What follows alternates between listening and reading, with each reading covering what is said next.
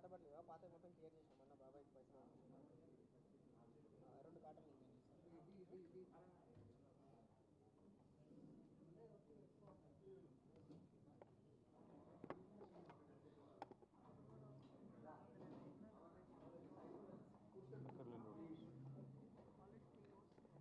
Thank you.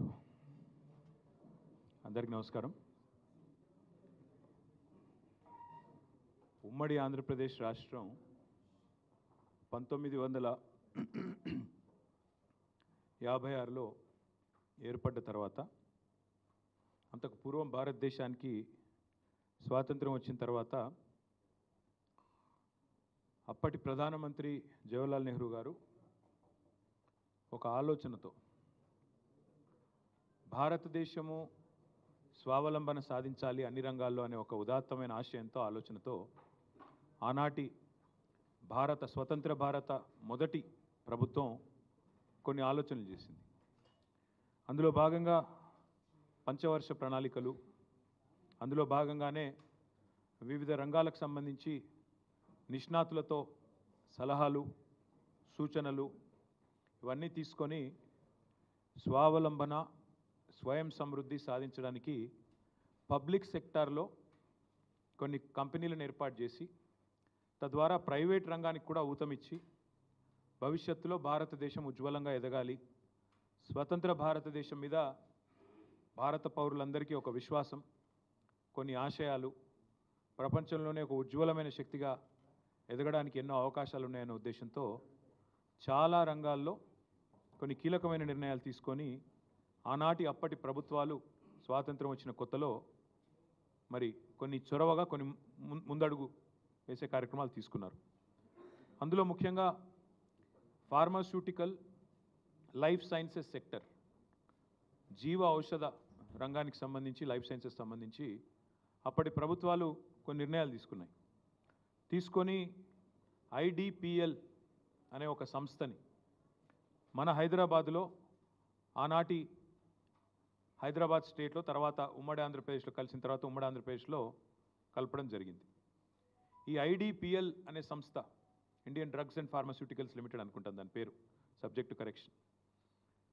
IDPL అనే సంస్థ నుంచి ఆనాడు రీసెర్చ్ జరగాలి, భారతదేశంలో బ్రహ్మాండమైన కార్యక్రమాలు చేయాలనే ఉద్దేశంతో ఐడిపిఎల్ అనే సంస్థను మన హైదరాబాద్లోనే నెలకొల్పడం జరిగింది.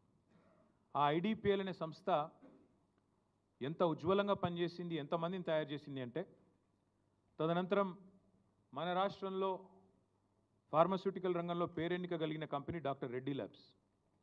ఆ రెడ్డి ల్యాబ్స్ నడిపిన, ఆ రెడ్డి ల్యాబ్స్ వ్యవస్థాపించిన పెద్దలు డాక్టర్ అంజిరెడ్డి గారు ఆ ఐడిపిఎల్ నుంచి వచ్చారు.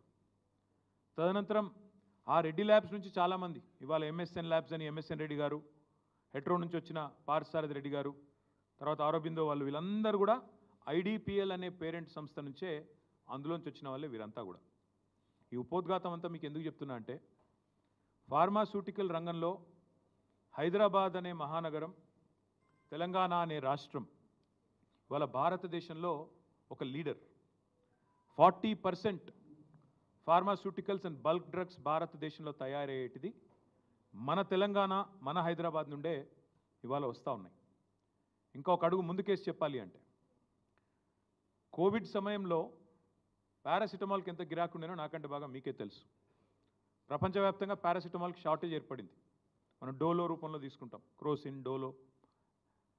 వాటికి సంబంధించి ఆనాడు అప్పటి అధ్యక్షుడు, అమెరికా అధ్యక్షుడు డొనాల్డ్ ట్రంప్ మన ప్రధానమంత్రి గారికి ఫోన్ చేసి, మీ భారతదేశంలో ఫార్మాస్యూటికల్స్ చాలా విస్తారంగా పనిచేస్తూ ఉన్నాయి, మాకు ఈ పారాసిటమాల్ కావాలి అంటే, డొనాల్డ్ ట్రంప్ గారు కూడా, ఆనాడు నేను మంత్రిగా ఉన్నా కాబట్టి తెలుసు, ప్రభుత్వంలో మేము ఉన్నాం కాబట్టి తెలుసు, ఆనాడు అప్పటి మన ముఖ్యమంత్రి కేసీఆర్ గారికి ఫోన్ చేసి, వాళ్ళ అధికారులు మన అధికారులు సయోధ్యతో, అండర్స్టాండింగ్తో ప్రపంచవ్యాప్తంగా ఉన్న పరిస్థితులను దృష్టిలో పెట్టుకొని పారాసిటమాల్ ఉత్పత్తిని కూడా పెంచాలి అని చెప్పి అప్పటి ఫార్మాస్యూటికల్ కంపెనీని పిలిచి, మేము ఆనాడు ఒక ఆలోచనతోని వాళ్ళని కాన్ఫిడెన్స్లో తీసుకొని ఆ రంగాన్ని ముందుకు పోయినాం. 2014లో కేసీఆర్ గారు ముఖ్యమంత్రి అయిన వెంటనే కేసీఆర్ గారు మా అందరికీ కూడా, ఇక్కడ ఈ వేదిక మీద కూర్చున్న వాళ్ళం దాదాపుగా 4-5 అందులో కేసీఆర్ గారు క్యాబినెట్లో ఉన్నాం. కేసీఆర్ గారు మాకు ఒక్కటే చెప్పారు, క్యాబినెట్లో కానీ శాసనసభ పక్ష సమావేశాల్లో కానీ బహిరంగ సభల్లో కానీ మనం అనుకున్న రాష్ట్రం వచ్చింది, ఇప్పుడు పంచాయతీలు పెట్టుకోవద్దు, ప్రజలతో వాళ్ళ ఆకాంక్షలకు అనుగుణంగా అభివృద్ధిని సంక్షేమాన్ని ముందుకు తీసుకొని పోవాలి, మనకు ఆల్రెడీ ఉన్న స్ట్రెంగ్త్స్ ఏవైతే ఉన్నాయో అది గతంలో పనిచేసిన ప్రభుత్వాలు కొన్ని మంచి పనులు చేసి ఉండొచ్చు, వాటి వల్ల ఉన్న స్ట్రెంగ్త్ ఏదైతే ఉందో దాన్ని కన్సాలిడేట్ చేయాలి, ఇంకా మన పిల్లలకు ఉపాధి అవకాశాలు పెంచాలి, ఏమైనా సమస్యలు ఉంటే వాటిని పరిష్కరించాలి, కొత్తగా వచ్చే రంగాల్లో పెట్టుబడులు ఆహ్వానించాలి. ఇంత ఒక ఇంటిగ్రేటెడ్ ఆలోచనతో కేసీఆర్ గారు ఆనాడు 3 హెలికాప్టర్లలో పారిశ్రామికవేత్తలను అధికారులను మా ప్రజాప్రతినిధులను తీసుకొని ఎక్కడ, ఎందుకంటే అది కూడా ఉత్తగానే ఆషామాషిగా చేయలేదు, మీకు బాగా యాదకుండాలే 2014 జూన్లో కేసీఆర్ ముఖ్యమంత్రి అయ్యారు. అయిన తర్వాత వెంటనే వారికి చైనాలో జరుగుతున్న world economic forum summer camp ఏదైతే ఉంటుందో, సమ్మర్ రిట్రీట్ ఏదైతే ఉంటుందో అక్కడికి రావాలని ఆహ్వానం వచ్చింది. చైనాలో దాలియాన్ అనే ప్రాంతంలో జరిగేదానికి కేసీఆర్ గారు పోయినారు. ఆనాటి అప్పటి పరిశ్రమల మంత్రి అప్పుడు జూపల్లి కృష్ణారావు, నేను ఇంకా అప్పటి ఇండస్ట్రీస్ మినిస్టర్ కాదు, ఐటీ మినిస్టర్ అప్పుడు నేను, ఆయన కూడా పోయినాడు. ఆయనతో పాటు అప్పుడు డిప్యూటీ సీఎం ఇంకా ఇప్పుడున్న కడియం శ్రేణి వీళ్ళందరూ పోయినారు. పోయిన తర్వాత అప్పుడు జగదీష్ రెడ్డి గారు కూడా పోయినట్టున్నారు. అందరూ పోయిన తర్వాత అక్కడ వరల్డ్ ఎకనామిక్ ఫోరంలో పాల్గొన్న తర్వాత చైనా ప్రపంచానికే మ్యానుఫ్యాక్చరింగ్ కేంద్రం ఎట్లయింది, ఉత్పత్తుల్లో చైనా ఎందుకు ప్రపంచ దిగ్గజంగా మారింది అని అర్థం చేసుకోవడానికి కేసీఆర్ గారు ఒక 2 రోజుల పాటు, ఆనాడు ఆయన ప్రిన్సిపల్ సెక్రటరీ, ఇంకా ఇండస్ట్రీ సెక్రటరీ నరసింహరావు, ప్రదీప్ చంద్ర, ఇంకా వాళ్ళందరూ ఉండే, జయేష్ రంజన్, వీళ్ళందరినీ తీసుకొని అక్కడ ఒక industrial park, Sichuan industrial park అని అక్కడ పోయినారు.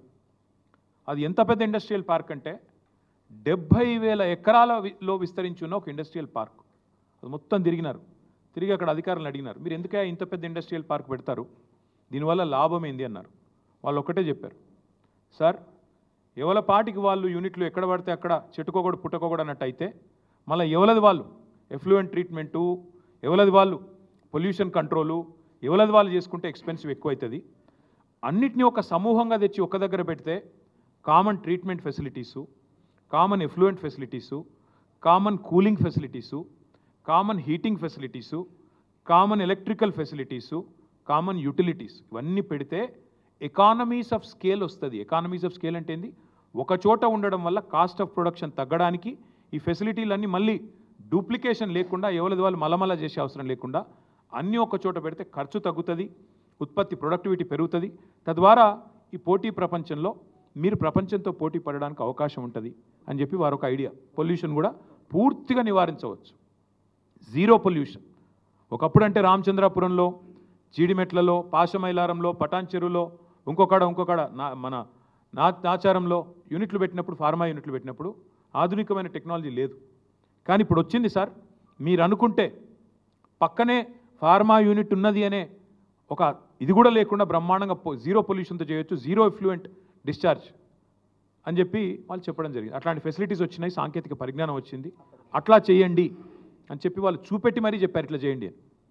చెబితే కేసీఆర్ గారు ఆనాడు ఇచ్చిన ఆదేశం ఏంటంటే ఇక్కడికి వచ్చి ఇండస్ట్రియలిస్టులతో మళ్ళీ సమావేశం అయ్యారు. ఎందుకంటే ఇక్కడ లైఫ్ సైన్సెస్ ఇండస్ట్రీ, నేను ఇందాక చెప్పినట్టు pharmaceutical bulk drugs industry, Hyderabad అప్పటికే ఒక కీలక కేంద్రంగా, కీలక స్థావరంగా ఉన్నది, ఒక హబ్గా ఉన్నది. వాళ్ళందరినీ పిలిచారు, రెడ్డి ల్యాబ్స్ వాళ్ళని, హెట్రో వాళ్ళని, ఎంఎస్ఎన్, ఇంకా ఇతర చాలా ఆరబిందో, అన్ని కంపెనీలు పెద్ద చిన్న అందరిని పిలిచారు. పిలిచి వాళ్ళని అడిగినారు, ఏమయ్యా మరి మీ విస్తరణ ప్రణాళికలు ఏంటి అని. వాళ్ళు ఏమన్నారంటే, సార్ మాకు పెద్ద పంచాయతీ అయిపోయింది, ఎక్కడన్నా ఒక కొత్త యూనిట్ పెట్టాలంటే మళ్ళీ పబ్లిక్ హియరింగు, భూసేకరణ పెద్ద సమస్య అయిపోయింది, మళ్ళీ పబ్లిక్ హియరింగు, మళ్ళీ మేము మొత్తం పెట్టుబడి పెట్టి మళ్ళీ అక్కడ ఎఫ్లూయెంట్ డిశ్చార్జు, పోలేపల్లి సెజ్ పెట్టినప్పుడు ఇట్లే గొడవలైనాయి జడ్చర్ల కాడ, చాలా కష్టమవుతున్నది సార్ అంటే, మరి చైనా వాళ్ళు ఇట్లా చెప్పినారు మీరేమంటారని అడిగినారు. ఇది correct sir, economies of scale ఒక దగ్గర పెడితేనే వస్తాయి, తద్వారా మాకు కూడా ఈ ప్రమాదం తప్పుతుంది అంటే కేసీఆర్ గారు ఎంత ముందు చూపుతూ ఆలోచించారంటే, ఒక పెద్ద ఫార్మా పార్క్ అంటూ పెడితే దాని చుట్టూతా మాకు చెప్పారు, అప్పుడు నేను మున్సిపల్ మినిస్టర్, తదనంతరం చుట్టూతా ఒక 5-6 కిలోమీటర్ల వరకు లేఅవుట్లు కూడా పర్మిషన్ ఇవ్వకండి. ఎందుకంటే నేను గమనించాను, నేను నా అనుభవంలో చెప్తున్నాను, నాచారం చుట్టూ ఫస్ట్ ఇండస్ట్రీ వచ్చింది, ఆ తర్వాత రెసిడెన్సీస్ వచ్చినాయి. కానీ తర్వాత ఏమవుతుంది, రెసిడెన్షియల్ వాళ్ళు గొడవ స్టార్ట్ చేస్తారు, పక్క నుంచి అంత కాలుష్యం మాకు వస్తున్నది, బాచుపల్లి వస్తున్నది, బాచుపల్లి కూడా అదే చూసాం. ఒకటి కాదు, చాలా చోట్ల ఫస్ట్ ఇండస్ట్రీ వస్తుంది, దాని దగ్గర ఇండ్లు వస్తాయి, కాలనీలు వస్తాయి, అటెనక లొల్లి స్టార్ట్ అవుతుంది, ఇది నీకు తరలించాలని లొల్లి. కాబట్టి కేసీఆర్ గారు మాకు ఎంత దూరం చెప్పారంటే మనం ముచ్చర్లలో ఫార్మా పార్క్ పెడదాము, పెట్టి అది కూడా తానే తీసుకోలే నిర్ణయం. ఎట్లా ఆలోచించారంటే 3 హెలికాప్టర్లలో అధికారులను, ప్రజాప్రతినిధులను, ఇండస్ట్రియలిస్టులను తీసుకొని పోయి అక్కడ ల్యాండ్ అయ్యి ఒకటే చోట ఎకానమీస్ ఆఫ్ స్కేల్ రావాలి అంటే ప్రపంచంలోనే అతిపెద్ద ఫార్మా క్లస్టర్ ఒక చోట పెట్టాలని, దాని చుట్టూ ఒక బఫర్ లాగా మెయింటైన్ చేస్తూ చుట్టుపక్కల ఊర్లలో కూడా పొల్యూషన్ అనే ప్రాబ్లం రాకుండా అప్పటికి జీరో ఎఫ్లూయెంట్ డిశ్చార్జ్ అని పెట్టినా, కామన్ ఎఫ్లూయెంట్ ఫెసిలిటీస్ పెట్టినా, ఇన్ని పెట్టిన తర్వాత కూడా మళ్ళీ నష్ట నివారణ చర్యలు భవిష్యత్తులో 50 ఏళ్ల తర్వాత వచ్చే ప్రభుత్వాలకు కూడా చిక్కు రావద్దు, వాళ్ళకు కూడా ఈ తలకాయ నొప్పులు ఉండొద్దు, చికాకులు ఉండొద్దు అనే ఉద్దేశంతో దాదాపు 10 కిలోమీటర్లు 5-6 కిలోమీటర్ల పరిధిలో లేఅవుట్లు కానీ కొత్తగా పర్మిషన్ ఇవ్వద్దని ఆదేశాలు ఇచ్చి ఇంత ఆలోచన చేసి మేము ఆనాడు హైదరాబాద్ ఫార్మా సిటీ పేరిట 8 ఏళ్ళు, ఒక రోజు కాదు 2 రోజులు కాదు, 8 ఏళ్ళు కష్టపడి 14,000 ఎకరాల భూమి సేకరించాం. అందులో గవర్నమెంట్ ల్యాండ్ ఉన్నది, కొంత ప్రైవేట్ ల్యాండ్ ఉన్నది. అక్కడ కూడా ఇదే కాంగ్రెస్ వాళ్ళు, ఇవాళ ఏ కాంగ్రెస్ వాళ్ళు అయితే ప్రభుత్వంలో ఉన్నారో మా సవితక్క ఇప్పుడే వస్తూ ఉంటే ఇక్కడికి వస్తూ ఉంటే గుర్తు చేశారు నాకు. వీళ్ళే వచ్చారు, ఏం చెప్పారు, కోదండరెడ్డి గారు, కోమటిరెడ్డి వెంకటరెడ్డి గారు, మల్రెడ్డి రంగారెడ్డి గారు, వీళ్ళే అక్కడికి వచ్చి, రేవంత్ రెడ్డి గారు, బట్టి విక్రమార్క గారు అక్కడికి వచ్చి ఫార్మా సిటీ దగ్గరికి వచ్చి మీ ఊర్లన్నీ కాలుష్యమయమైపోతాయి, నాశనం అయిపోతాయి, మీ భూములు తీసుకొని ప్రభుత్వం రియల్ ఎస్టేట్ దందా చేస్తున్నది అని చెప్పి నోటికొచ్చినట్టు వాగి, సబ్జెక్ట్ తెలవకుండా, విషయం తెలవకుండా, పరిజ్ఞానం లేకుండా 13,000-14,000 ఎకరాలు 8 ఏళ్ళు కష్టపడి సేకరిస్తే దాన్ని బంగారు పల్లెంలో పెట్టి వీళ్ళకి అప్పచెప్తే ఇవాళ అనాలోచితంగా ఒక తుగ్లక్ మాదిరిగా, ఓ పిచ్చోడి మాదిరిగా ఈ ముఖ్యమంత్రి ఏందో రాగానే హైదరాబాద్ ఫార్మా సిటీ రద్దు అని ప్రకటించినాడు. దాంతో ఆ ప్రాంత రైతులు ఏమనుకున్నారు, అచ్చా ఫార్మా సిటీ రద్దయిపోయింది, మా భూములు మాకు తిరిగి వెనక్కి వస్తాయి అని రైతులు సంబరపడ్డారు ఆ 9 గ్రామాల్లో. ఎందుకంటే వాళ్ళకి మాట కూడా ఇచ్చారు. రేవంత్ రెడ్డి గారు, బట్టి విక్రమార్క గారు, మల్రెడ్డి రంగారెడ్డి గారు, ఆ ప్రాంతంలో పోటీ చేసిన కిచ్చన్న గారు, లక్ష్మారెడ్డి, ఆ ప్రాంతంలో ఉన్న కోదండరెడ్డి, వీళ్ళందరూ కూడా మాట ఇచ్చినారు, మీ భూములు మీకు తిరిగిస్తాం, ఫార్మా సిటీ రద్దు చేస్తామని చెప్పారు. అన్నమాట ప్రకారమే రేవంత్ రెడ్డి వచ్చి రాగానే ఫార్మా సిటీ రద్దు అని ప్రకటన ఇచ్చాడు. ఇండస్ట్రీస్ మినిస్టర్ కూడా శ్రీధర్ బాబు కూడా ఫార్మా సిటీ రద్దు అని చెప్పిండు. చెప్పినాక మళ్ళా నెల రోజుల్లో ఏమైందో తెలియదు, మనసు మార్చుకున్నారు, మార్చుకొని కొత్త కథ మొదలుపెట్టినారు. ఫార్మా సిటీ రద్దు అన్నారు. అన్న తర్వాత లేదు ఫార్మా సిటీ ఉంది కానీ కుదిస్తున్నాం అని ఒక మాట. ఒక చోట కాదు 20 చోట్ల పెడతాం, ఫార్మా సిటీ కాదు, మేము కేసీఆర్ ఫార్మా సిటీ అన్నాడు కదా, నేను సేమ్ పేరు పెడితే బాగుండదు అనుకొని ఫార్మా విలేజ్, సిటీ అన్నాడు కాబట్టి విలేజ్ అని చెప్పి ఓ పేరు మార్చిండు. కేసీఆర్ అనేవాళ్ళు ఉండొద్దు కదా, మార్చి 20 చోట్ల ఫార్మా విలేజ్లని డిక్లేర్ చేసిండు. ఒక చోట మేము స్థలం సేకరించడానికి కారణం ఏంటి అంటే మాకు తెలియక కాదు, మాకు పరిజ్ఞానం లేక కాదు, మేము ఆలోచించి అర్థం చేసుకొని హైదరాబాద్ భవిష్యత్తు దృష్టిలో పెట్టుకొని తెలంగాణ భవిష్యత్తులో కూడా లైఫ్ సైన్సెస్ సెక్టర్లో లీడర్గా ఉండాలి. ఈ 2030వ సంవత్సరం కల్లా 100 బిలియన్లు కాదు $200 బిలియన్ పెట్టుబడి తెలంగాణకు తేవాలి. ఈ లైఫ్ సైన్సెస్ సెక్టర్లోనే 4-5 లక్షల మంది పిల్లలకు కొలువులు ఇవ్వాలి, ఇంకా విస్తరించాలన్న ఉద్దేశంతో అంతర్జాతీయ ఫార్మా యూనివర్సిటీ, అందులోనే ఒక అవసరమైతే ఒక ఎయిర్ స్ట్రిప్, అందులోనే లివ్ వర్క్ లెర్న్ ప్లే అంటూ ఇట్లా ఒక మంచి ఆలోచనతో ప్రపంచ దేశాలని, ఊరికేనే కాదు, ఈరోజు చీఫ్ సెక్రటరీగా ఉన్న శాంతి కుమారి గారు ఆ రోజు ముఖ్యమంత్రి గారి కార్యాలయంలో చేజింగ్ సెల్కి ఇన్ఛార్జ్గా ఉన్నారు. చేజింగ్ సెల్ అంటే ఇన్వెస్ట్మెంట్ ప్రమోషన్ సెల్, ఇన్వెస్ట్మెంట్ని ఆకర్షించడానికి, ఇన్వెస్ట్మెంట్ని చేజ్ చేయడానికి పెట్టిన ఒక సెల్.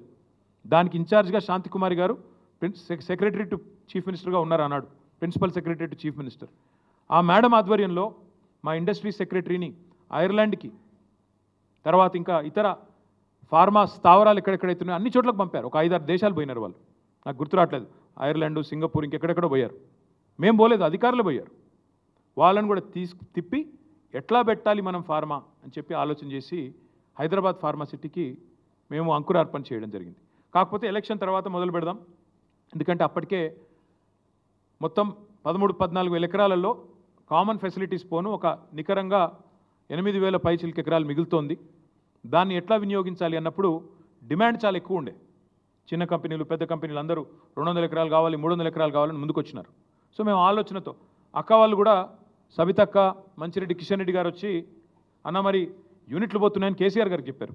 అన్న మరి యూనిట్లు వస్తాయంటున్నారు, రైతులకేమో వాళ్ళు హ్యాపీగా లేరు, పరిహారం విషయంలో కోపంగా ఉన్నారు, ఇంకా పెంచితే బాగుంటుందేమో అంటే కేసీఆర్ గారు నిర్ణయం తీసుకొని 1 ఎకరా భూమి పోతే వాళ్ళకి వెంటనే అక్కడ ప్లాటెడ్ ఏరియా, డెవలప్డ్ ఏరియా, ఒక హౌస్ సైట్ ఇవ్వండి, 1 ఎకరం పోతే 1 గుంటెడు జాగా వెంటనే మంచి డెవలప్డ్ లేఅవుట్లో ఇవ్వండి అంటే అక్క దగ్గరుండి మంత్రిగా అన్నాడు. లేఅవుట్లు కూడా మేమే వేసినాం, 500 ఎకరాల్లో లేఅవుట్లు వేసినాం, కొంతమందికి పట్టాలు ఇచ్చాం. ఇవన్నీ కూడా చేసింది మా ప్రభుత్వం. చేసిన తర్వాత ఈ తుగ్లక్ ముఖ్యమంత్రి వచ్చి ఫార్మా విలేజ్ అన్నాడు. ఎందుకు చెప్తున్నా ఇదంతా నేపథ్యం మీకంటే, నిన్న కొడంగల్లో జరిగింది అదేదో కుట్రతోనో అదేదో కువారంతోనో ఇంకో దాంతోనో జరిగింది కాదు. ఈ ముఖ్యమంత్రి యొక్క అనాలోచిత మూర్ఖ తుగ్లక్ విధానాల వల్లనే ఇవాళ ఒక్క కొడంగల్లో కాదు, మొన్న సంగారెడ్డి జిల్లా న్యాల్కల్ అక్కడ కూడా గొడవ జరిగింది. అక్కడ కూడా రైతులు మా భూములు ఇవ్వమని చెప్పి రోడ్డు ఎక్కినారు. కొడంగల్లో ఈరోజు కాదండి, దయచేసి నేను మీడియా మిత్రులను కోరుతా ఉన్న, ప్రజలకు కూడా వాస్తవాలు చెప్పండి. 6-7 నెలల కిందట, ఇంకెక్కువ 8-9 నెలల కిందట ముఖ్యమంత్రి సోదరుడు తిరుపతి రెడ్డి, ఆయనకు ఒక ఫోన్ కాల్ వైరల్ అయింది, మీరు చూసే ఉంటారు, వినే ఉంటారు. ఏమని? ఒక రైతు ఫోన్ చేసి తిరుపతి రెడ్డి గారిని అడుగుతున్నాడు, మేము ఎందుకు ఇవ్వాలా మా భూములు, ఇవ్వకపోతే ఏం చేస్తుంది ప్రభుత్వం అని గట్టిగా అడిగితే, తన్ని తీసుకుంటాం ఆయన అన్నమాట, తన్ని తీసుకుంటాం నా కొడక అని మాట్లాడినాడు ఆయన. ఉంది, వైరల్ ఉంది, ఆ వీడియో ఆడియో తీయండి, తప్పకుండా వినండి. అంటే ఇది 6-7-8 నెలల నుంచి నడుస్తున్న కథ, రగులుతోంది కొడంగల్. మధ్యలో రైతులు ఒక్కసారి కాదు, అన్ని పార్టీల దగ్గర పోయినారు. మా కాడికి కూడా వచ్చినారు, ఇక్కడనే నా దగ్గర కూడా వచ్చి నన్ను కూడా కలిశారు. తర్వాత బీజేపీ ఆఫీస్కి పోయినారు, అందరి దగ్గర పోయినారు, ముఖ్యమంత్రి గారిని కూడా కలిసినారు. కలిసి చెప్పినారు, సార్ ఇది మంచిది కాదు, విరమించుకోండి. మొత్తం లంబాడ రైతులు, అక్కడ గిరిజన రైతులు, గిరిపుత్రులు, వాళ్ళందరూ పోయి అడిగినారు. అడిగితే పట్టించుకోకుండా ఏకపక్షంగా మేమేదో రారాజులం, చక్రవర్తులం, కొడంగల్ ఏదో మా సామ్రాజ్యం, మేము ఏదనుకుంటే అది జరగాల అనే పద్ధతుల్లో ఇవాళ మీరు తీసుకున్న అనాలోచిత పిచ్చి నిర్ణయం వల్లనే కొడంగల్ రగులుతున్నది. రోమ్ నగరం తగలబడుతుంటే నీరో చక్రవర్తి ఫిడేలు వాయించిండంట, ఈయన కథ కూడా అట్లే ఉంది. ఇవాళ కొడంగల్లో అగ్గి అంటుకుంటే, కొడంగల్లో ఇవాళ 16 మంది రైతులు జైలుకు పోతే, కొడంగల్ ఎమ్మెల్యే, ఎన్నో ఆశలతో ప్రజలు గెలిపించిన ఎమ్మెల్యే, ముఖ్యమంత్రి అయి మమ్మల్ని ఉద్ధరిస్తారనుకుని గెలిపించిన ఎమ్మెల్యే ఎక్కడున్నాడండి? నాకు అర్థం కాదు. మహారాష్ట్రలో ఢిల్లీ పెద్దలకు మూటలు మోస్తూ వాళ్ళకి ఇవాళ తాబేదారుగా ఇవాళ అక్కడ తిరుగుతూ ఉన్నాడు. నేను అడుగుతా ఉన్నా రేవంత్ రెడ్డిని, సొంత నియోజకవర్గంలో రైతులు ఆందోళన చేస్తుంటే, రైతులు అక్రమ అరెస్టులై జైలుకు పోతుంటే, మా నాయకుడు పట్నం నరేందర్ రెడ్డిని ఇవాళ ఒక టెర్రరిస్ట్ని ఇడ్చుకపోయినట్టు నేను తెలియక అడుగుతా ఉన్నా. కనీసం వాళ్ళ భార్యకు ఇన్ఫర్మేషన్ ఇచ్చిండ్రా? అరెస్ట్ వారెంట్ ఉందా? అసలు వాళ్ళు పోలీసులు మఫ్టీలో చెతకపోతారండి? ఆయన ఏమైనా బందిపోట, తీవ్రవాద, అది అసలు అరెస్టా, కిడ్నాపా? ఇష్టం వచ్చినట్టు ఇంటికి వస్తావా, దుద్యాలకు వస్తావా, ఎక్కడికి వస్తావరా, వచ్చి కూర్చో, రైతులకు చెప్పు, నీ ఆలోచన వల్ల జరుగుతున్న లాభం ఏందో చెప్పు. ఇవాళ మా అందరికీ వచ్చిన అవగాహన, ప్రజలకు వచ్చిన అవగాహన ఒకటే, ఇవాళ ఈ భూసేకరణ పేరిట రేవంత్ రెడ్డి ప్రభుత్వం చేస్తున్నది దళిత, గిరిజన, బీసీల భూములను లాక్కొని వాళ్ళ అనుయాయులకు, వాళ్ళ కుటుంబ సభ్యులకు రియల్ ఎస్టేట్ పేరిట వ్యాపారం కోసం, రియల్ ఎస్టేట్ పేరిట వ్యాపారం చేసుకోవడానికి, డబ్బులు సంపాదించుకోవడానికి చేస్తున్న ఒక కుట్ర. ఇది కాంగ్రెస్ ప్రజాపాలన కాదు, ఇందిరమ్మ రాజ్యం కాదు, ఇందిరాగాంధీ ఎమర్జెన్సీ రాజ్యాన్ని తలపిస్తున్న పరిస్థితి. ఎందుకంటా ఉన్న ఈ మాట అంటే ఊరికే అనట్లేదు. ఇంటర్నెట్ తొలగించినారు, ఇంటర్నెట్ మీద పాబంది పెట్టినారు. It is against the supreme court order. Anuradha Bhasin versus government of India, ఆ కేసులో సుప్రీంకోర్టు ఆర్డర్ ఉంది. ఇంటర్నెట్ అట్లా నిషేధించడం అనేది కరెక్ట్ కాదు అని చెప్పి supreme court order, violation of supreme court. అదే మాదిరిగా నేను అడుగుతా ఉన్నా, ఏ రూల్ ప్రకారం ఇవాళ మా నరేందర్ రెడ్డి గారిని అరెస్ట్ చేశారండి? ఏ రూల్ ప్రకారం ఎత్తుకుపోయినారని కిడ్నాప్ చేసినారు? ఇవాళ ఆ రాజ్యాంగం ఏందో మేము కూడా అడుగుతా ఉన్నాం. ఇవాళ పేపర్లో చూస్తే నిజంగా బాధ అనిపించింది. ఆ రైతులను వాళ్ళు ఏదో తీవ్రవాదులు అన్నట్టు, పాపం వాళ్ళను వాళ్ళ ఇళ్ల మీద పడి, ఇళ్లలో లేకపోతే పొలాల మీద పడి, తెల్లారి అరెస్ట్ చేసిన ఒక రైతు కొడుకు పుట్టినరోజు, ఇవాళ ఆ తల్లి ఆ కొడుకు ఇద్దరు ఏడుస్తూ ఉన్నారు. ఒక కూతురికి అన్నప్రాసన, ఈరోజు ఆయనను దూరం చేసినారు. ఒక తల్లికి వైద్యం చేయించాల్సిన రైతు, ఆయన ఎత్తుకపోయినారు ఆ కొడుకుని. పరీక్షలు రాయాల్సిన పిల్లోని కూడా అరెస్ట్ చేసింది ఈ ప్రభుత్వం. అందుకే నేను అంటా ఉన్నా, ఇది మానవత్వం మరిచిన ప్రభుత్వం. మట్టి మనుషుల మీద క్రూరత్వాన్ని చూస్తున్న వికృత ఒక ప్రభుత్వం ఈ ప్రభుత్వం. ఈ భూదాహం ఏదైతే ఉందో నేనేదో ఓకే నిరాధారంగా చెప్పట్లేదు. ఏం జరుగుతూ ఉంది ఇవాళ అంటే ఈ రాష్ట్రంలో ఇదొక్కసారి మీరు చూడండి. ఇదొక ఫార్మా కంపెనీ మొన్న ఈ మధ్యనే పుట్టింది, మ్యాక్స్ బిఎన్ ఫార్మా కంపెనీ. దీని పేరు మ్యాక్స్ బిఎన్ ఫార్మా కంపెనీ. పుట్టింది ఇంకా 3-4 ఏళ్ళు అయినట్టుంది. 3-4 కాలే, సారీ 2020లో పుట్టినట్టుంది. Date of incorporation 2020. ఇందులో ఎవరున్నారా అంటే దీని main director promoter Satyanarayana Reddy Goluguri. Satyanarayana Reddy Goluguri వీళ్ళెవరు? రేవంత్ రెడ్డి గారి అల్లుడు. రేవంత్ రెడ్డి గారు పిల్లనిచ్చిన అల్లుడు సత్యనారాయణ రెడ్డి గొలుగూరి. ఈ మ్యాక్స్ బిఎన్ ఫార్మా కంపెనీ విస్తరణ కోసం ఈ ఫార్మా విలేజ్లలో భూములు తీసుకొని దానికి అనుగుణంగా వాళ్ళ విస్తరణ కోసం సహకరించడానికే ఇదంతా చేస్తూ ఉన్నారు. ఇంకొక మాట, ఇందులోనే ఇదే మ్యాక్స్ బిఎన్ ఫార్మా కంపెనీలో ఇంకొక ఆయన ఉన్నాడు డైరెక్టర్. ఆయన పేరు అన్నం శరత్. ఈ అన్నం శరత్ అన్నట్టు అనేది కూడా ఇంట్రెస్టింగ్ ఇది ఉన్నది. మ్యాక్స్ బిఎన్ ఫార్మా కంపెనీ ఏమో వాళ్ళ అల్లుడు గారిది. అందులోనే ఇంకొక ఆయన ఉన్నాడు అన్నం శరత్. అన్నం శరత్ ఎవరు అంటే సహృదయ హెల్త్ కేర్ ప్రైవేట్ లిమిటెడ్ అనే కంపెనీలో కూడా ఆయన డైరెక్టర్. సహృదయ health care. ఆ సహృదయ హెల్త్ కేర్ అన్నం శరత్ ఎవరంటే ఒక గీన ముఖ్యమంత్రి పక్కన నిలబడ్డా. ఆయన ముఖ్యమంత్రి పక్కన నిలబడ్డాడు. ముఖ్యమంత్రి గారు మొన్న మెడికవర్ అనే ఒక హాస్పిటల్ ప్రారంభోత్సవానికి వరంగల్కు ప్రత్యేకంగా పోయినారు. వరంగల్ ఎంజీఎం హాస్పిటల్కి పోలేదు. వరంగల్లో రైతులు పత్తి కొంట లేకపోతే పత్తి రైతులు ఏడుస్తుంటే అక్కడ పోలేదు. వరంగల్ ఎంజీఎం హాస్పిటల్లో 6 గంటల కరెంటు పోతే పట్టించుకోలేదు. కానీ ఒక ప్రైవేట్ హాస్పిటల్ మెడికవర్ హాస్పిటల్ ప్రారంభోత్సవానికి ముఖ్యమంత్రి గారు హెలికాప్టర్లో పోయినారు. ఎందుకబ్బా ఈయన మీద ఇంత ప్రేమ అని మేము తవ్వి చూస్తే ఈ అన్నం శరత్ అంట ఆయనే గొలుగూరి సత్యనారాయణ రెడ్డి అని ముఖ్యమంత్రి గారు అల్లుడు. ఇద్దరు co directors Max BN pharma company. Medicover hospital ఏదైతే ఉన్నదో నాకు తెలిసినంత వరకు, నాకున్న అవగాహన ఉన్నంత వరకు రేవంత్ రెడ్డి గారి వ్యవహారం మనందరం కూడా చూస్తూ ఉన్నాం కాబట్టి మొన్న ఒక యూనిట్ పెట్టింది బెంగళూరులో. దాన్ని స్వయంగా డీకే శివకుమార్ గారు పోయి ప్రారంభించినారు. మరిగా దాని వెనకాల ఉన్నదెవరో, ఆ మెడికవర్ హాస్పిటల్ అక్కడ ఉన్నది ఎవరిదో కూడా ప్రజలు అర్థం చేసుకుంటారని ఇదంతా చెప్తా ఉన్నాం.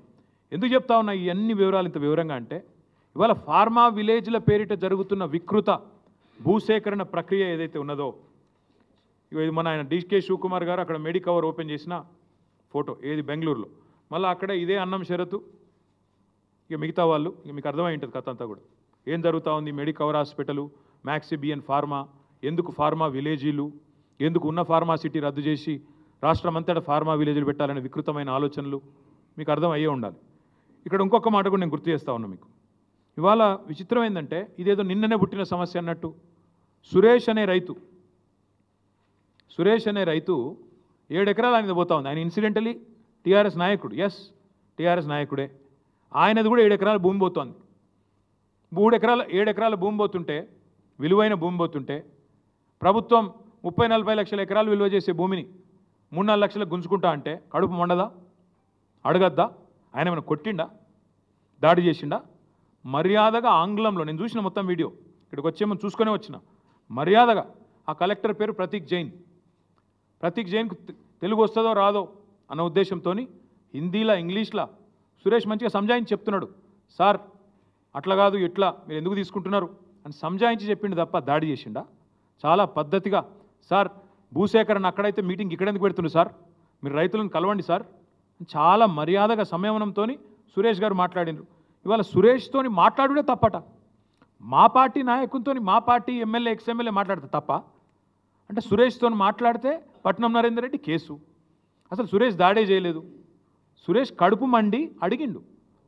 ప్రజాస్వామ్యంలో నేను అడుగుతా ఉన్నా ఈ ముఖ్యమంత్రిని, ప్రజాస్వామ్యంలో ఇవాళ ముఖ్యమంత్రి గారికి నేను గుర్తు చేస్తా ఉన్నా, ప్రశ్నించే గొంతు అనే కదా నువ్వు కూడా గెలిచింది.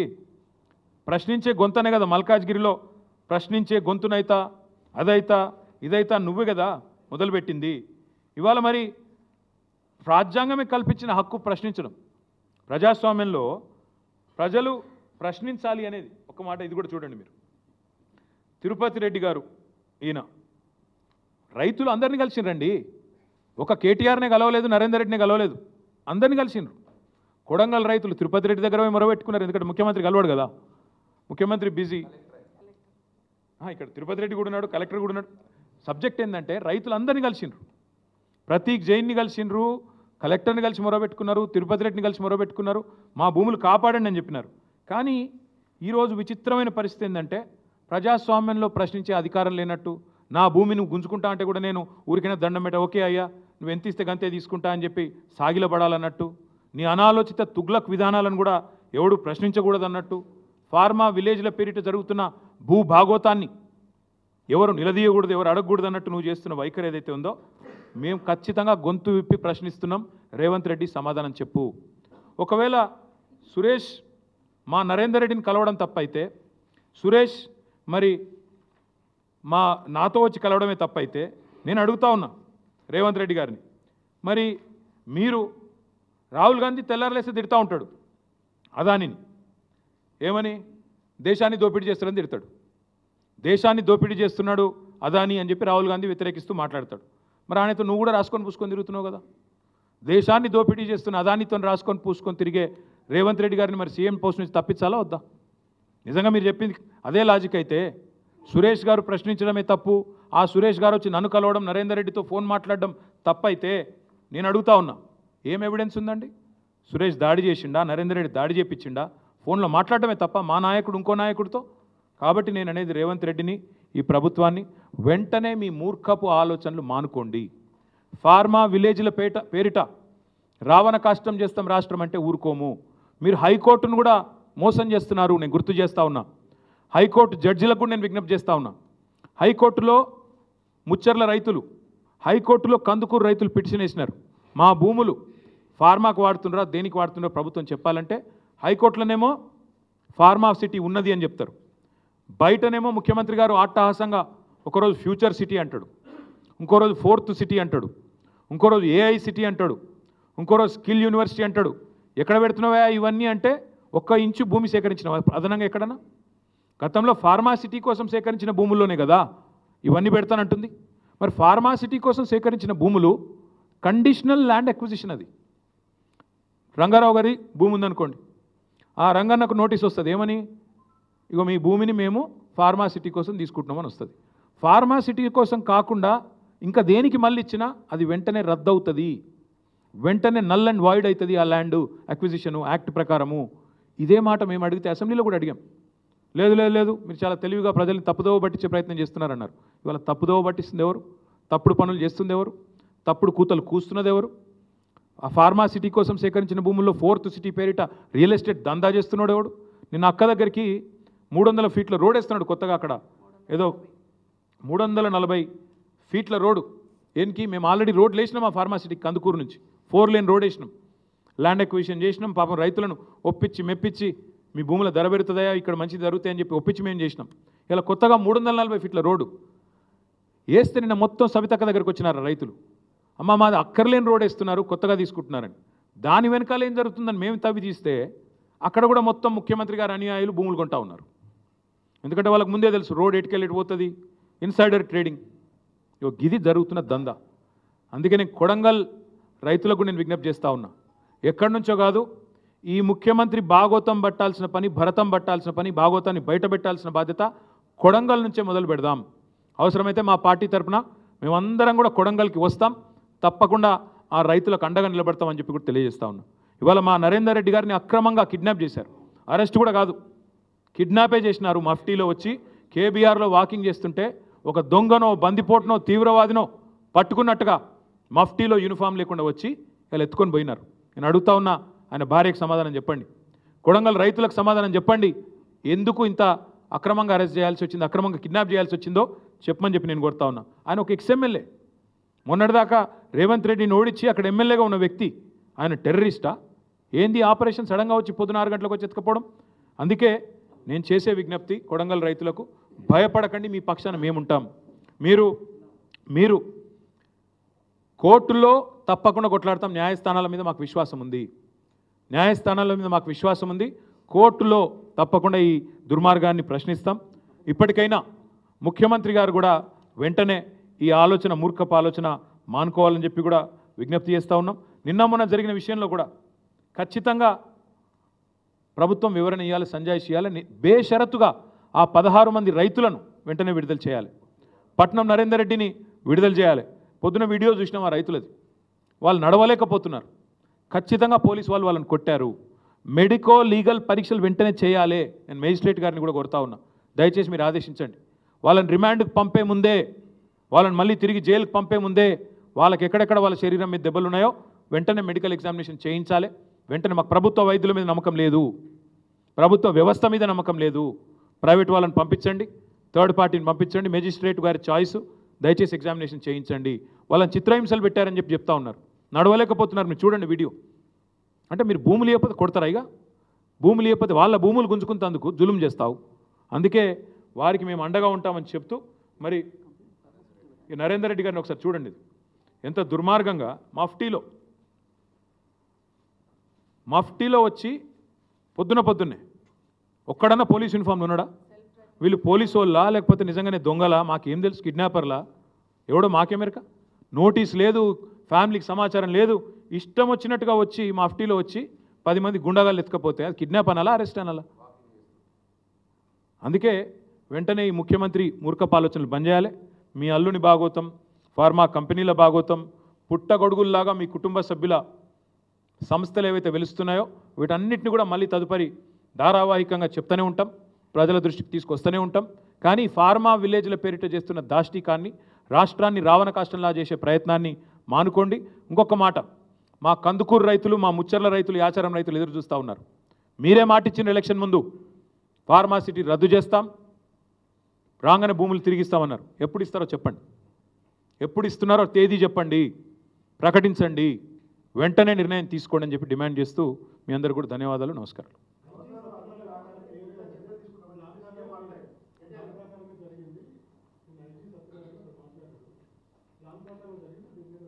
నిజంగా చెప్పాలంటే ఈ ప్రభుత్వము, ఈ తుగ్లక్ ముఖ్యమంత్రి యొక్క అనాలోచిత విధానాల వల్ల అధికారులు బలైతా ఉన్నారు. నేను ఐజీ గారిని కూడా కోరుతా ఉన్నా, ఐపీఎస్ ఐఏఎస్ అధికారులను కూడా కోరుతా ఉన్నా, మీరు దయచేసి ప్రభుత్వ కుట్రలో మీరు అనవసరంగా బలి కాకండి, బలి పశువులు కాకండి.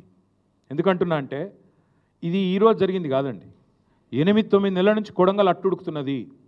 ఆ ప్రాంత రైతులు నిరసనలు చేస్తూనే ఉన్నారు. కొత్తగా జరిగింది కాదు, నిన్నమ్మన జరిగింది కాదు. వీళ్ళ దుర్మార్గం, పిలిచి మాట్లాడలేని కుసంస్కారం. ప్రజాస్వామ్యంలో పిలిచి మాట్లాడారండి? మా ప్రభుత్వం ఉన్నప్పుడు కూడా భూసేకరణలో చాలా చోట్ల పంచాయతీలు వచ్చినాయి, పిలిచి మాట్లాడలేదు. మల్లన్న సాగర్లో, కొండపోచమ్మ సాగర్లో అక్కడ సమస్యలు వస్తే వెంటనే ముఖ్యమంత్రి గారు, ఆ జిల్లా మంత్రి గారు రైతుల దగ్గర పోయి పిలిచి మాట్లాడి ఒప్పించి మెప్పించి ఆ కలెక్టరు తనలాడి మొత్తానికి చేసినాం. కోర్టుకు పోతే కోర్టులో కూర్చొని కోర్టును సంజాయించి అక్కడ బెస్ట్ పరిహారం ఇచ్చి కడుపులో తలబెట్టి మీకు జరిగే లాభాన్ని వివరించి మొత్తానికి అల్టిమేట్గా ప్రాజెక్ట్ పూర్తి చేసినాం. అట్లుంటుంది. కానీ ప్రభుత్వం అంటే నువ్వు ఇస్తావా సస్తావా, తిరగబడరా? పిల్లిని కూడా రూమ్లేసి కొడితే మరల పడదా? 9 నెలల నుంచి ప్రభుత్వానికి టైం లేదండి. ముఖ్యమంత్రి గారు సొంత నియోజకవర్గంలో కలెక్టర్ గారికి టైం దొరకలేదు, తిరుపతి రెడ్డికి టైం లేదు, ముఖ్యమంత్రికి టైం లేదు. ఏం చేస్తున్నారు అందరూ? రియల్ ఎస్టేట్ దందాల్లో బిజీగా ఉన్నారా? అందుకే అంటున్నా నేను, కుట్ర జరిగింది అంటే నిజంగా చెప్పాలంటే ఒక అడుగు ముందుకేసి చెప్తా ఉన్నా. మేము కూడా చూసినాం వీడియో నిన్న. నేను ఇంకొకటి అడుగుతా బ్రదర్, ఐజీ ఎట్లా మాట్లాడుతున్నా నాకు అర్థం కాదు. దాడి జరిగిందని కలెక్టర్ చెప్తుండే, దాడి జరగలేదు అంటుండు. కలెక్టర్ దాడి జరగలేదు అంటాడు, దాడి అనద్దానిలే, దాడి జరగలేదు అన్నాడు.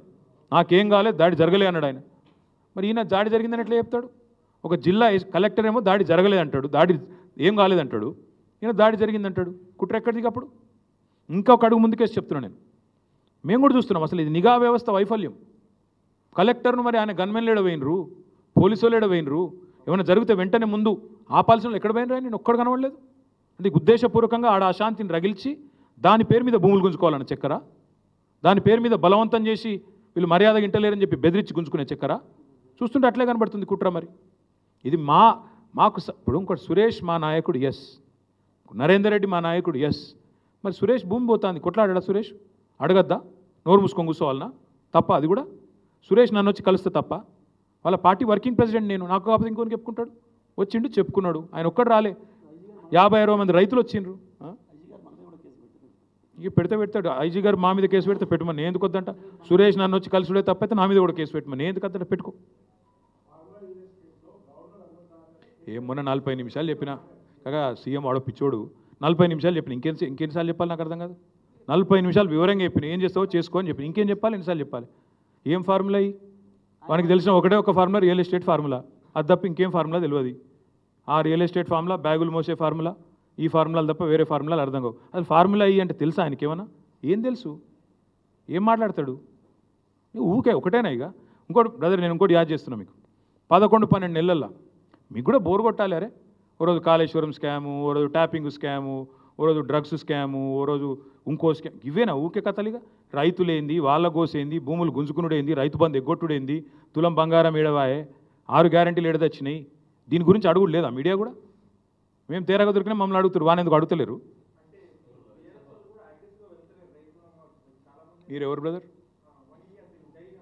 ఓకే మేము అగ్రెసివ్ పోతలేం నువ్వు అంటున్నావు ఎక్కువ తక్కువ మాట్లాడుతున్నావు నాళ్ళు అంటారు మరి మేమేం చేయాలి కేసులు పెట్టవాటి మేము అగ్రెసివ్ బ్రదర్ మీరు పొమ్మంటే ఇంతకంటే ఎక్కువ అగ్రెసివ్ పోతాం కానీ మీకు కొద్దిగా మా మీద నిరుత్సాహం ఉన్నట్టుంది ఇంకా అగ్రెసివ్ పోతాం తొందరపడదు ఓకే ఓకే డెఫినెట్గా మా పార్టీ తరఫున లగిచెర్ల పోతాము తప్పకుండా రైతులకు అండగా నిలబడతాము నిన్న మా నాయకులు మధుసూనాచారి గారు శ్రీనివాస్ గౌడ్ గారు మా పట్నం నరేందర్ రెడ్డి అవినాష్ రెడ్డి గారు వీళ్ళందరూ పోతే మా ఎమ్మెల్సీలు నవీన్ కుమార్ రెడ్డి గారు అందరూ పోతే అరెస్ట్ చేశారు తప్పకుండా పోతాం ఆ లగిచెర్ల రైతులకు మేము అండగా ఫిజికల్గా నిలబడతాం ప్రత్యక్షంగా ఉంటాం వాళ్ళు న్యాయస్థానాల్లో కూడా వాళ్ళకి న్యాయం జరిగేదాకా కొట్లాడతాం అది కూడా చెప్తున్నాను ఇలా ఒకటి మాత్రం పక్క పీడిత వర్గాల పక్షాన ఎవరైతే అణగారిన వర్గాలు ఉన్నారో వాళ్ళ పక్షాన మేము నిలబడతాం అక్కడ ఉన్నదంతా గిరిజన రైతులు వాళ్ళ భూములు పోతున్నాయని మొత్తుకుంటుందంతా ఇవాళ లంబాడ రైతులు వాళ్ళ కండగా మేము ఖచ్చితంగా నిలబడతాం నేను చూసిన ఎల్హెచ్పిఎస్ వాళ్ళు కూడా స్టేట్మెంట్ ఇచ్చారు నేను స్వాగతిస్తున్నా లంబాడ హక్కుల పోరాట సమితి నాయకులు కూడా స్టేట్మెంట్ ఇచ్చారు నేను వెల్కమ్ చెప్తున్నా వాళ్ళకు కూడా నేను తప్పకుండా వాళ్ళని కూడా కలుస్తా వాళ్ళతో కూడా మాట్లాడతా వాళ్ళ కండగా నిలబడతా మా పార్టీ నిలబడతా ఇంకొక మాట మీరు ఒకటి చూడండి దయచేసి ఇది ఒకటి చాలా ఇంపార్టెంట్ పాయింట్ మా వెంకటేష్ గారు గుర్తు చేస్తున్నారు ఒక రైతుని నేను ఇంటర్వ్యూ ఇచ్చిండు అక్కడ ఇలా ఒక బీఆర్ఎస్లో లేవు కాంగ్రెస్ వాళ్ళ పొలాలు ఉన్నాయి బీజేపీ వాళ్ళు ఉన్నాయి అందరి ఉన్నాయి పొలాల కాడ పార్టీలు ఏందా అని చెప్పి ఒక పెద్ద మనిషి రైతు మీరు చూడండి వీడియో ఒక మెజారిటీ కూడా కాంగ్రెస్కి వచ్చిందట ఆ ఊళ్ళో మరి ఎనీవే థ్యాంక్ యూ మళ్ళీ ఒకసారి థ్యాంక్ యూ ఈ ఫార్మా విషయంలో మాత్రం తప్పకుండా ఎస్ ఈమని భయ్ నేను వద్దన్నా నేను మళ్ళీ ఎన్నిసార్లు చెప్పాలి అదే ముచ్చట అది కాదు నేను ఒక్క మాట అడుగుతా రాకేష్ నేను పోయి కేంద్ర మంత్రిని కలుస్తానేమో బీజేపీలతో కాళ్ళబేరాలి మరి నువ్వు గవర్నర్ కూడా బీజేపీడే కదా నువ్వు గవర్నర్ కలవచ్చుగా నేను కేంద్ర మంత్రిని కలవద్దా అంటే నువ్వు గవర్నర్ కలిస్తే కూడా బీజేపీతో కాళ్ళబేరానికి పోయినావా నేను అడుగుతున్నా బీజేపీ గవర్నర్ నిన్న దాకా బీజేపీ మంత్రి కదా త్రిపురలో మరి ఆయన కూడా బీజేపీడే కదా బ్లడ్ అయితే అదే కదా మరి ఆయన కలిసి ఈయన కూడా కాళ్ళబేరానికి పోయినట్ట అయ్యా అదానీని కాళ్ళు ఎందుకు మొక్కిరు చెప్పుర్రి అదానీ కాళ్ళు మొక్కి మీరు ఈడీ రైట్ల సంగతి ఏందో చెప్పు అది చెప్పు పోయి నా మీద ఏ ఎంక్వైరీ చేస్తావు వేసుకో నేను చెప్పిన మీరు ఇంకా మీ ప్రెస్ కూడా దయచేసి ఒక్కసారి నేను మలేషియా పోయినో లేదో కూడా చూసుకోవాలి కదా పోయి మీరు పోకముందే పోయిండని రాస్తే ఎట్లా మీరు మా అన్న పోయిండు నేను పోలే అరే ఆయన పోతే నన్ను కన్ఫ్యూజ్ అయితే ఇట్లా ఆయన గడ్డ ముందు నాకు లేదు అది కూడా చూడరా మీరు ఆఖరికి నేను పారిపోయినాను రాస్తారు ఎందుకు పారిపోతా పోయి నాకు అర్థం కాదు ఢిల్లీకి పోతే నేను ఎందుకు పోయినా అమృత్లో రేవంత్ రెడ్డి బామ్మర్ది భాగవతం చెప్తేందుకు పోయినా అది కూడా తప్పేనా పక్క బామ్మర్దుల భాగవతాలు అల్లుళ్ళ భాగవతాలు రేవంత్ రెడ్డి గారి అన్నదమ్ముల భాగవతాలు కొండల్ రెడ్డి తిరుపతి రెడ్డి జగదీష్ రెడ్డి అనుముల కుటుంబం యొక్క కుంభకోణాలు గొలుగూరి కుటుంబం కుంభకోణాలు ఇవన్నీ బయట పెడుతూనే ఉంటాం మీరు రాస్తూనే ఉండరు దయచేసి మీరు రాసుడు బంద్ చేయకూరి థ్యాంక్ యూ